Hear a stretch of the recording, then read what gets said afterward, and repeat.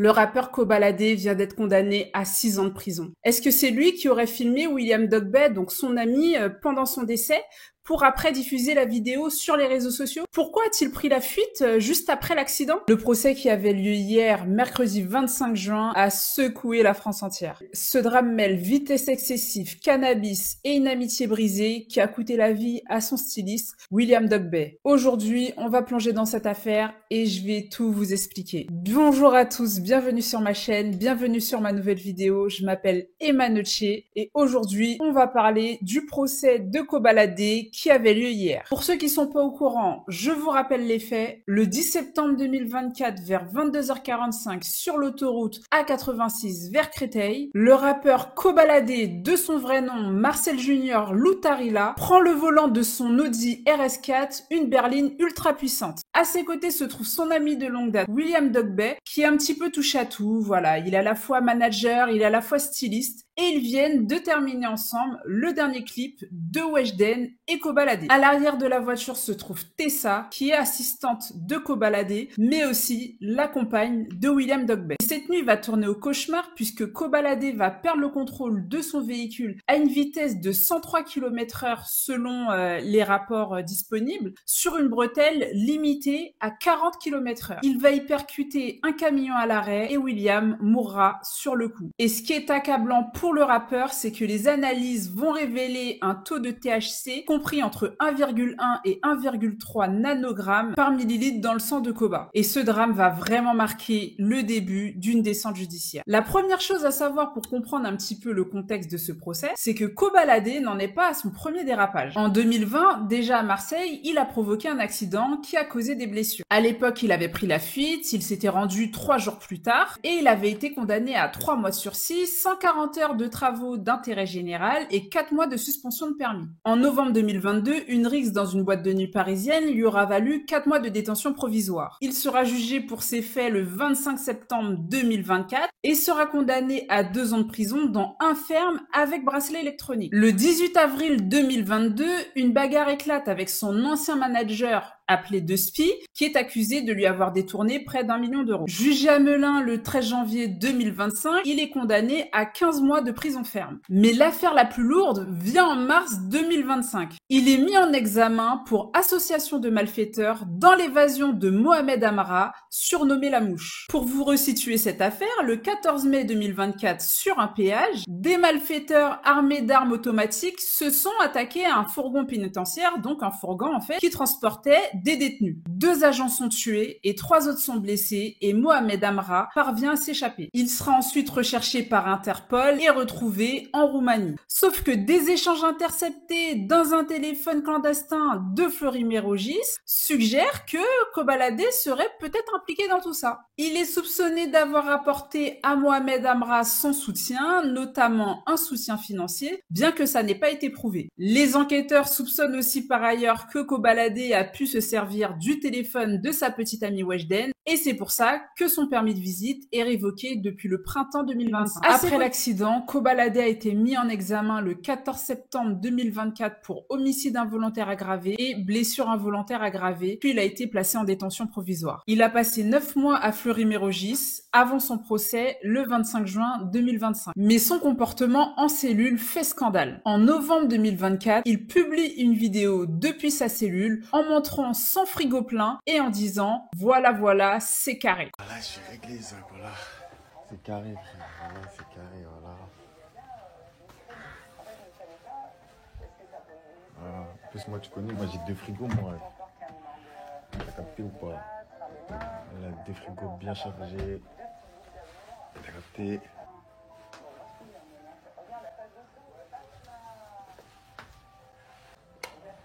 La douche. Je connais à l'aise, voilà. Je suis ouvert, voilà. Kobalade se justifie en disant « Je voulais rassurer mes proches, quand je pleure tout seul dans ma cellule, personne n'est là. » Sauf que cette vidéo a horrifié la famille Dogbeh. Plusieurs fouilles dans sa cellule vont aussi révéler 5 iPhones, des clés USB et 80 grammes de résine de cannabis. Il prendra 8 sanctions disciplinaires, dont des séjours en quartier disciplinaire. Ces infractions vont lui donner une mauvaise image qui va être utilisée contre lui à son procès. Le 25 juin 2025 à 13h30, la petite salle du tribunal de Créteil est pleine à craquer. La famille Dogbet, tous en noir, parents, frères et sœurs, s'installent dans le box des parties civiles et seront soutenus par des proches du Val d'Oise. On peut aussi apercevoir des fans, Weshden accompagné de son père et de sa sœur, et une foule de journalistes. Koba rentre dans la salle et selon les journalistes, il est habillé en jogging gris et a ses dreadlocks attachés derrière. Il murmure timidement « Bonjour madame » à la présidente et l'audience débute. La présidente lui demande d'entrée de jeu d'expliquer ce qui s'est passé. Selon les témoins sur place, Kobalade baisse les yeux et répond « De A à Z, je suis en faute, je ne me cherche pas d'excuses, j'ai perdu un ami. » Et du coup, il explique un petit peu l'histoire. Il raconte que voilà, une voiture se serait rabattue sans clignotant, ce qui l'aurait forcé à donner un coup de volant. Sauf que les vidéosurveillances sur place prouvent le contraire. Et sur ça, la présidente ne va pas le louper. Elle lui dit direct, vous rouliez à 103 km/h sur une bretelle limitée à 40 km/h. Et à ça, Kobalade aurait répondu que voilà, il admettait qu'il roulait vite, mais qu'il a paniqué. Il donne aussi une autre excuse en disant que voilà, sur le tableau de bord, un voyant s'est allumé, que du coup, voilà, il a paniqué, etc.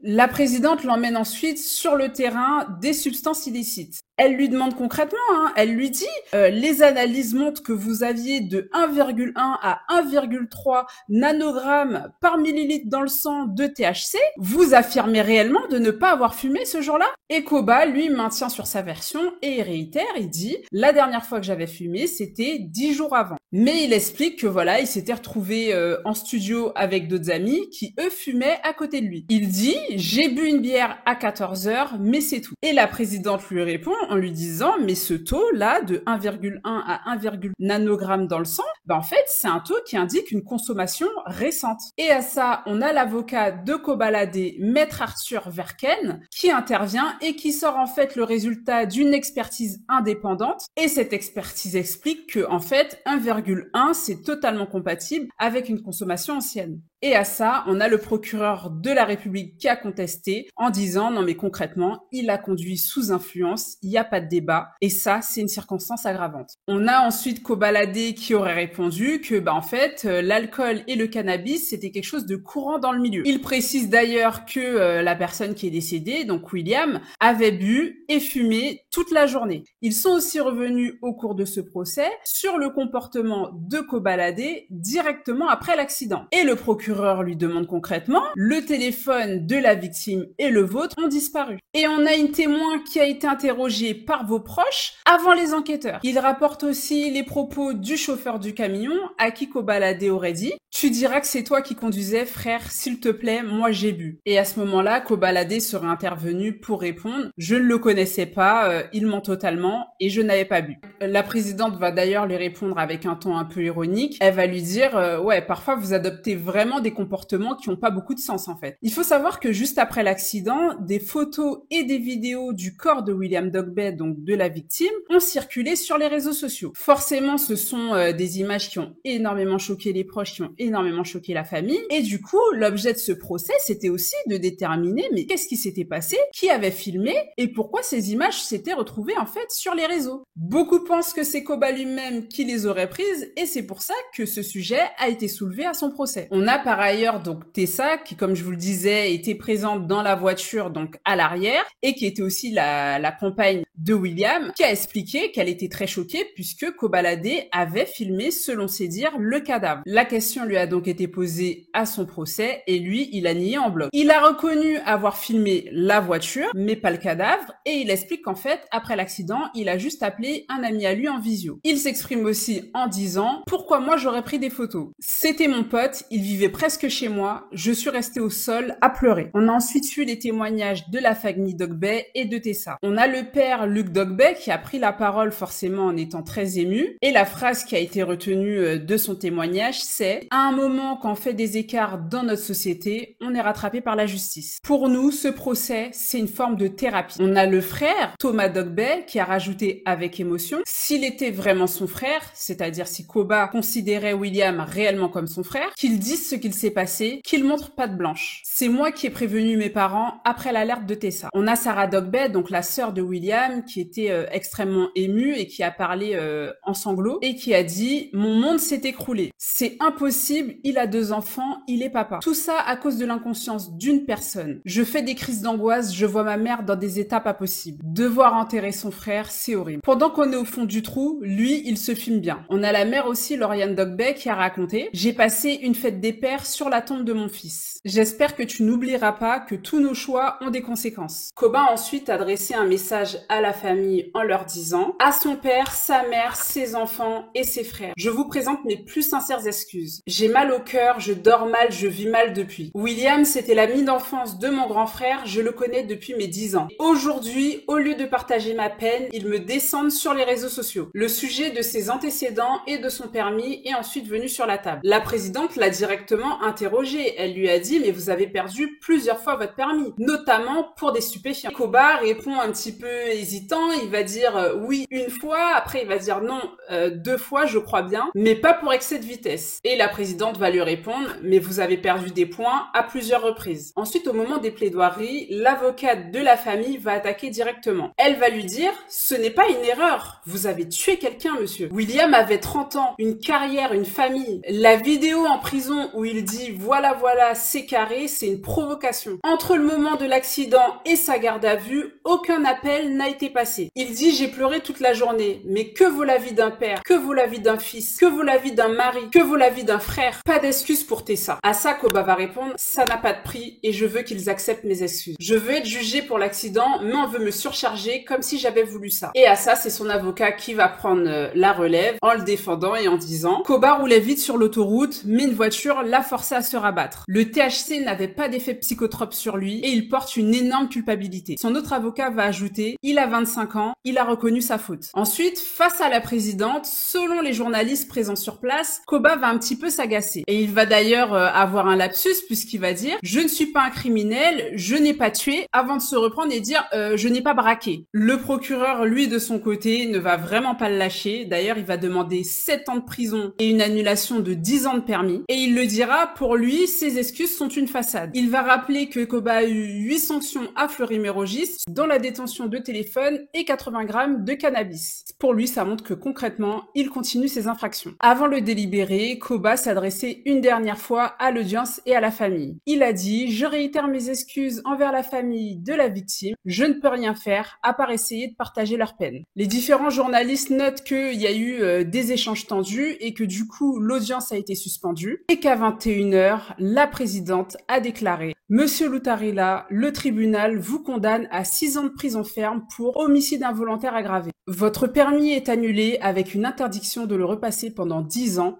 Vous restez incarcéré. » Et toujours selon les journalistes sur place, apparemment, Koba n'aurait montré aucun signe de réaction. Donc voilà les amis, comme vous pouvez le voir, ce verdict marque peut-être la fin d'une ère pour Kobalade. Forcément, sa tournée de 2025 est annulée, sa carrière est suspendue. En réaction, on a pu noter que la famille Dogbeh, forcément marquée par la peine, espérait que ça pourrait servir d'exemple. Et on a Tessa, donc la compagne de William, qui dit être marquée par l'absence d'excuses de la part de Kobalade. Dans tous les cas, la justice a tranché. Donc voilà, n'hésitez pas à me dire ce que vous avez pensé de cette vidéo. N'hésitez pas à liker et vous abonner si vous l'avez apprécié. Vous pouvez aussi lâcher un petit commentaire, pour donner votre ressenti sur l'affaire. Qu'est-ce que vous en pensez? Qu'est-ce que ça vous inspire? En sachant que forcément, c'est ce qui aide aussi un petit peu pour l'algorithme. On se retrouve très bientôt pour une nouvelle vidéo. Et d'ailleurs, plus que bientôt, on se retrouve dès demain pour, du coup, la fin du procès de P. Diddy. On aura enfin le fin mot de l'histoire et enfin le verdict. Donc, je vous souhaite une très bonne soirée et à demain.